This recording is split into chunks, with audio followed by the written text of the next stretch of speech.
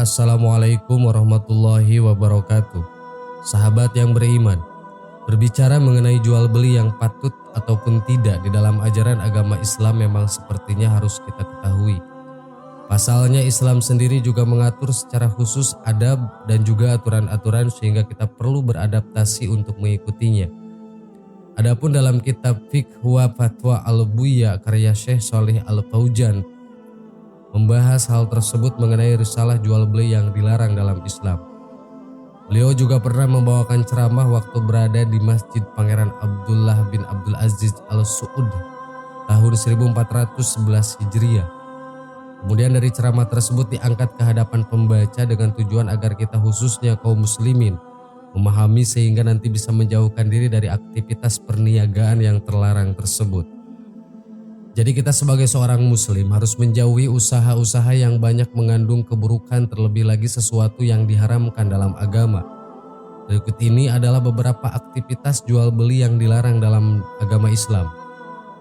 1. Jual beli yang menyulitkan ibadah.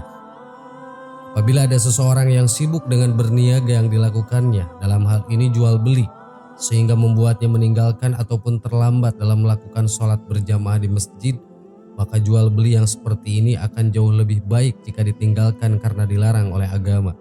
Seperti firman Allah di dalam Quran surat Al-Jumu'ah ayat 9-10 yang artinya, orang-orang yang beriman, apabila diseru untuk menunaikan sholat pada hari Jumat, maka bersegeralah kamu kepada mengingat Allah dan tinggalkanlah jual beli. Yang demikian itu jauh lebih baik bagimu jika kamu mengetahui apabila telah ditunaikan sholat, maka bertebaralah di muka bumi ini dan carilah karunia Allah dan ingatlah Allah banyak-banyak supaya kamu beruntung. 2. Jual beli yang dilarang dalam agama Islam. Seorang pedagang akan mendapatkan rezeki atau keuntungan yang jauh berkali-kali lipat dari Allah apabila bisa memadukan antara beribadah dan juga mencari rezeki yang diridhoi oleh Allah. Menjual barang yang diharamkan dalam aktivitas jual beli. Apabila Allah telah mengharamkan sesuatu, tentu secara otomatis apapun yang berkaitan tentang hal tersebut akan dinilai haram termasuk aktivitas jual belinya. Misalnya saja menjual barang maupun makanan atau minuman yang diharamkan seperti daging babi, khamar, darah, hewan, patung, dan lain sebagainya. Bahkan sebaiknya kita juga harus meninggalkan menjual sesuatu yang banyak mendorotnya seperti menjual rokok. Sebab banyak orang yang tidak suka dengan rokok dan juga tidak merokok, tapi dia malah menjual rokok di tokonya karena dianggap bisa mendatangkan rezeki dengan segala cara. Jual beli yang dilarang dalam Islam adalah menjual macam-macam alat musik. Seperti yang kita tahu ada banyak sekali alat-alat musik yang ada seperti gitar, kecapi, seruling, piano, dan lain-lainnya. Maka haram bagi seorang muslim menjadikan jual beli macam-macam alat musik untuk dijadikan sumber rezeki, karena bisa saja rezeki yang didapat tidak barokah, mengingat musik sangat identik dengan kaum Yahudi dan Nasrani. 4. Menjual gambar atau lukisan-lukisan. Rasulullah melarang para kaum muslimin untuk menjual asham. Kata asham di sini maksudnya adalah lukisan ataupun gambar. Bahkan Rasulullah juga melaknat para pelukis dan mengatakan bahwa orang yang paling berat siksaannya di hari kiamat adalah seorang pelukis maupun seorang yang membuat patung-patung. Dalam hal jual beli, menjual gambar atau lukisan memang dilarang. Baik itu menjual majalah bergambar yang berisikan gambar-gambar yang tidak semestinya. 5. Menjual kaset-kaset berisi lagu-lagu cabul. Jual beli yang dilarang dalam Islam terakhir ini maksudnya kita dilarang menjual kaset yang isinya lagu-lagu haram untuk didengarkan, kecuali kaset tersebut kaset-kaset Islami yang bisa menambah keimanan kita kepada Sang Maha Pencipta.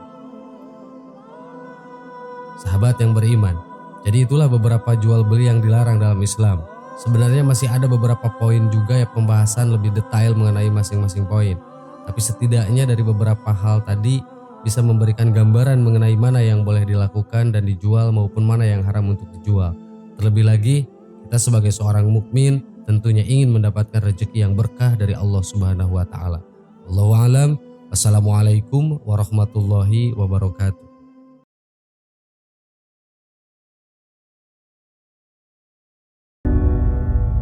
Bismillahirrahmanirrahim. Assalamualaikum warahmatullahi wabarakatuh. Sahabat yang beriman, Islam memandang berdagang menjadi salah satu jalan mencari rezeki. Jika berdagang dipandang sebelah mata, sekarang justru banyak yang berlomba-lomba menjadi seorang pengusaha. Harta menjadi salah satu penunjang untuk beribadah.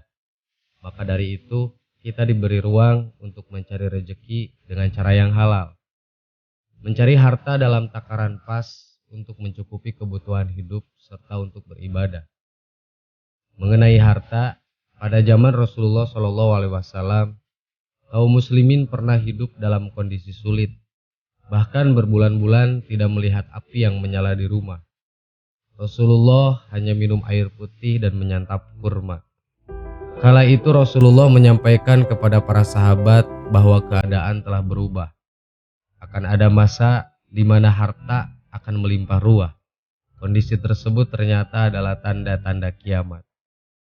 Abu Hurairah radhiyallahu an meriwayatkan bahwa Rasulullah SAW bersabda, "Hari kiamat belum akan terjadi sampai kalian memiliki banyak harta, bahkan sampai melimpah. Sehingga pemilik harta harus mencari-cari siapa yang harus menerima zakat hartanya. Dan ketika seseorang dipanggil untuk diberi zakatnya, orang itu akan menjawab, 'Aku tidak membutuhkannya.'" Hadis riwayat Bukhari dan Muslim. Dalam riwayat lain, Rasulullah SAW menjelaskan bahwa salah satu tanda kiamat adalah melimpahnya harta, yang dibarengi dengan banyaknya orang yang berdagang. Rasulullah SAW bersabda, "Sesungguhnya di antara tanda-tanda kiamat adalah melimpah ruahnya harta dan banyaknya perdagangan." Apa yang dijelaskan Rasulullah dalam sabdanya telah terjadi saat ini, di mana perdagangan menjadi banyak dan bahkan banyak pula wanita ikut di dalamnya, sehingga banyak manusia yang terfitnah untuk mengumpulkan harta, bahkan berlomba-lomba untuk mendapatkannya. Mengenai kondisi tersebut, Rasulullah SAW mengabarkan bahwa beliau tidak takut pada kefakiran yang menimpa umatnya. Akan tetapi, Rasul takut ketika dirinya dibentangkan kepada mereka hingga terjadi perlombaan untuk merekrut kekayaan. Rasulullah SAW bersabda, "Demi Allah, bukanlah kefakiran yang lebih aku takutkan menimpa kalian. Akan tetapi yang aku takutkan atas kalian jika dunia dibentangkan kepada kalian, sebagaimana telah dibentangkan kepada orang-orang sebelum kalian, sehingga kalian berlomba-lomba sebagaimana mereka berlomba-lomba, dan dunia menghancurkan kalian sebagaimana dunia telah menghancurkan mereka." Hadis riwayat muttafaqun alaih. Sebagaimana yang terjadi saat ini, bisnis dibangun atas kerjasama antara suami dan istri. Penggunaan internet kian populer dewasa ini. Seiring waktu, internet tidak sekedar dijadikan wabah untuk mencari informasi, namun berubah menjadi tempat berbelanja. Dengan internet, orang bisa melakukan transaksi jual beli secara online. Tidak lagi harus keluar rumah untuk membeli kebutuhan.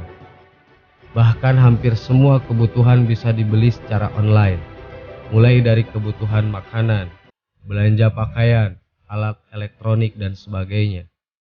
Kehadiran internet tidak hanya memudahkan orang untuk berbelanja, namun juga membuka peluang untuk berdagang dengan mudah. Hingga banyak orang yang memilih untuk menekuni dunia dagang. Menjalani bisnis online menjadi pilihan, karena tidak membutuhkan modal banyak, bahkan bisa dibilang tanpa modal. Orang yang memilih berdagang online cukup mengambil barang dagang dari distributor untuk kemudian dipasarkan secara online. Setelah menemukan pembeli, barulah pedagang online mengorder ke pusat grosir sebagai pemilik modal.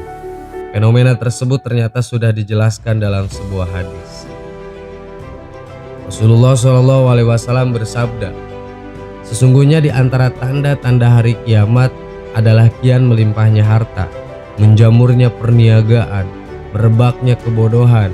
Orang yang melakukan jual beli akan mengatakan, 'Aku tidak mau bertransaksi denganmu sampai aku bertanya terlebih dahulu kepada pedagang dari Bani Fulan. Dan ketika mencari seorang juru tulis di sebuah daerah, ia tidak menemukannya. Hadis riwayat Nasa'i. Sahabat yang beriman, hadis tersebut menunjukkan bahwa para pedagang memiliki agen-agen ekspor sebagai mitra dalam berniaga. Tak bisa dipungkiri bahwa kehadiran internet, orang-orang berniaga secara online, membuat banyak dari kita memilih menjadi pengusaha. Wallahu a'lam. Assalamualaikum warahmatullahi wabarakatuh.